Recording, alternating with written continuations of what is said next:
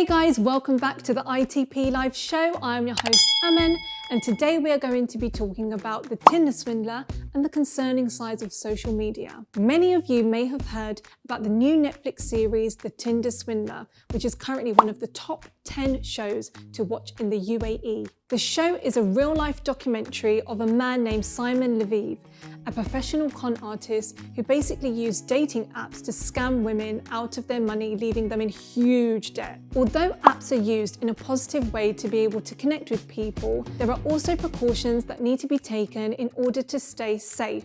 Here are some of the things that you can do to make sure that you are using social media correctly. Limit your time spent on social media platforms. Create your content, upload, engage with your audience, then switch off.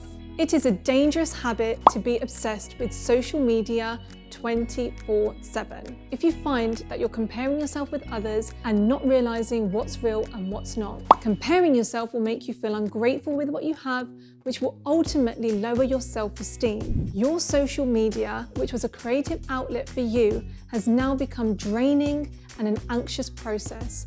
So manage your time and don't get too attached to everything that you see. Remember, just as the Tinder Swindler Simon, people can show you a false reality of what life actually is. He showed off his lavish cars, his private jets, the VIP parties that he was going to, but in reality, none of this was his money and none of this was real. Do not get sucked into people's false reality. If you are interested in someone or want to become friends with someone on social media, make sure everything checks out and that you are safe before meeting up or taking anything further. Quick communication. Now that everything has become more fast-paced, the more time that you spend on social media, the more you want quicker answers to direct messages or snaps. This can make you feel quite anxious and you can get carried away with what you are sending.